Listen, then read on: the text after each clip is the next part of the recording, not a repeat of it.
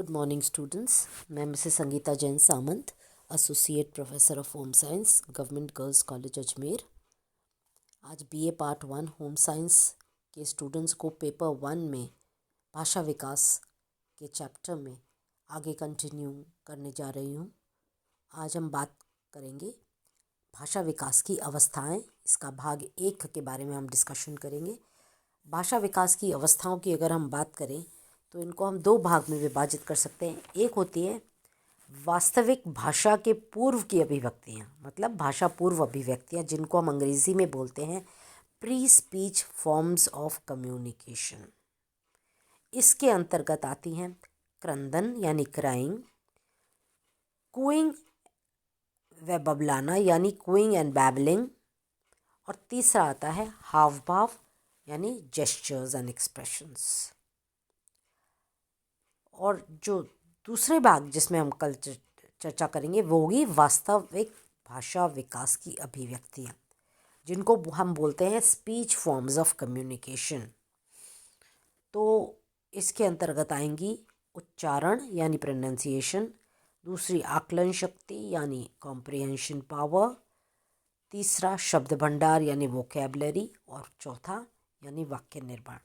तो आज भाग 1 में हम जो बात करने वाले हैं वह भाषा पूर्व की अभिव्यक्तियाँ यानी pre speech forms of communication.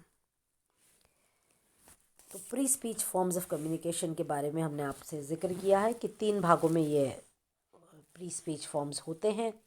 ये हमारी फर्स्ट स्टेज है, और जैसे ही बालक संसार में आता है उसके प्री स्पीच फॉर्म्स जो हैं, भाषा पूर्व अभिव्यक्तियाँ शुरू हो जाती हैं। और सबसे पहली है क्रंदन यानी क्राई।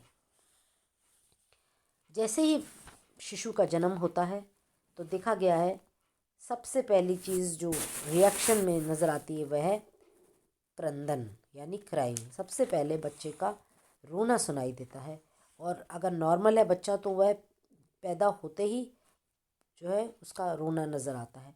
मगर जैसे जैसे शिशु का विकास होता है उसके जो क्राइंग है यानी जो क्रंदन है उसमें फ़र्क आने लगता है। यानी सोने के लिए एक अलग टाइप का रोना होगा, जब वह भूखा होगा तो अलग तरह से रोएगा, अगर कोई दर्द या तकलीफ़ या सर्दी उसको लग रही है तो अलग तरह से रोना होता है, अगर उसने बिस्तर गीला कर दिया है तो अलग टाइप का रोना होगा।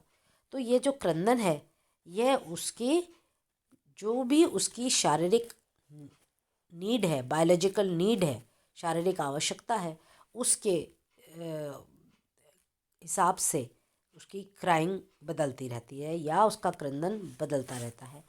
तो उसकी जो तरीका है, जो रोने की तीव्रता है यानी इंटेंसिटी, उस सब में भी फ़र्क नज़र आता है। और माँ तो तुरंत पहचान लेती है कि बच्चा क्यों रो रहा है। सारे टाइम बच्चा भूख से नहीं रोता है, बच्चे में अलग अलग उसकी बायोलॉजिकल नीड होती हैं, उसके हिसाब से उसमें रोने में अंतर आता है यानी वेरिएशंस नज़र आते हैं, जिससे कि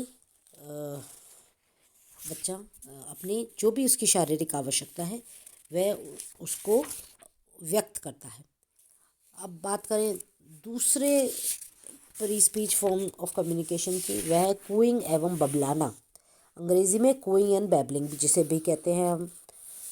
जैसे जैसे बालक की उम्र बढ़ती जाती है रोने की क्रिया कम हो जाती है, उसके स्थान पर वह अस्पष्ट ध्वनियाँ निकालने लगता है। ये कोई सीखी हुई ध्वनियाँ नहीं है, बल्कि वह अपने आप ही निकलती हैं। और बच्चा जो है ऐसी ध्वनि को पहले शुरू में ऐसे ही निकलती है, फिर धीरे धीरे वह ध्वनि को जानबूझकर निकालने लगता है, और धीरे धीरे वह उससे आनंदित भी होने लगता है। तो ये कूइंग कहलाती है। और जब ये कूइंग जो है किस तरह से होती है, जैसे बच्चा जो है उबासी ले रहा है या छींक रहा है या खुशी के मारे किलकारी मार रहा है या खांस रहा है, तो इन सब चीज़ों से जो है हम कहते हैं कूइंग साउंड्स। और उसके बाद शुरू होती है बबलाने वाली साउंड्स, जिनमें बच्चा कुछ ध्वनि निकालता है, जैसे ब। और फिर जब ये ध्वनि निकालने लगता है वह धीरे धीरे इन ध्वनि को आपस में जोड़ने भी लगता है, और फिर उसको मज़ा आने लगता है ये ध्वनि निकालने में। तो जैसे गग्गा, बाबा, चाचा, नाना, इस तरह से वह उसको रिपीट करता है साउंड को, और फिर वह उसको मज़ा आने लगता है और वो बार बार उन जो है बैबलिंग साउंड्स को प्रोड्यूस करता है। ये हुई कूइंग एंड बैबलिंग वाली बात। अब नेक्स्ट हम बात करते हैं हाव भाव या जेस्चर्स या उसको एक्सप्रेशंस जिसको हम बोलेंगे।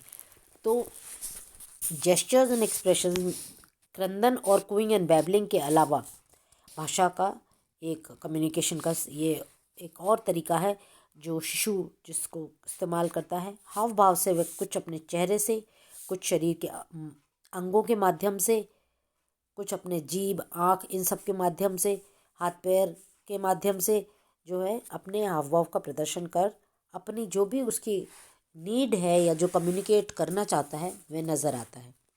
जैसे बाल्यावस्था की अगर हम बात करें तो बच्चा अगर मुंह से भोजन निकाल रहा है या दूध की बोतल को बाहर फेंक रहा है, धकेल रहा है, इसका मतलब है उसकी भूख मिट गई है और उसको अब आगे नहीं खाना है। अगर वह बार बार छींक रहा है तो यानी उसको ठंड लग गई है, या वह किसी चीज़ की तरफ हाथ बढ़ाता है यानी वह वो वस्तु उसको चाहिए या उसको पहुंचना है उस व्यक्ति तक, उस वस्तु तक। फिर माता पिता को देखकर वह अपने हाथ बढ़ाता है यानी उसको वह चाहता है कि कोई उसे गोद में उठा ले। होठ एवं जीभ चलाता है यानी वह भूखा है। कभी परिचित व्यक्ति को देखकर मुस्कुराता है तो इसका मतलब है वह खुश है, गोद में उठाकर उठाना चाहता है। कांपने और खांसने से समझ में आता है कि उसको ठंड लग रही है।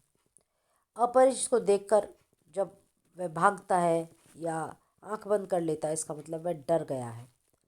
वस्तु को फेंक देता है यानी उसको लेने की कोई इच्छा नहीं। दूध का गिलास अगर वो देख करके मुख फेरता है तो इसका मतलब है उसको भूख नहीं है। तो ये कुछ ऐसे हाव भाव हैं, जेस्चर्स हैं, एक्सप्रेशंस हैं जिससे कि समझ में आता है कि बालक क्या कहना चाहता है। तो ये जो है अपने कम्युनिकेशन कर लेता है वह इन कॉमन जेस्चर्स के द्वारा। तो हमने आज बात करा है 3 अवस्थाएं हैं किसकी, भाषा पूर्व अभिव्यक्तियों की। पहला है क्रंदन, दूसरा है कूइंग एवं बबलाना, और तीसरा है हाव भाव। तो हम इन सब के बारे में थोड़ा सा जान लें। ये टेबल आपको मैंने जो दी है इसको आप थोड़ा पढ़ लें। धन्यवाद।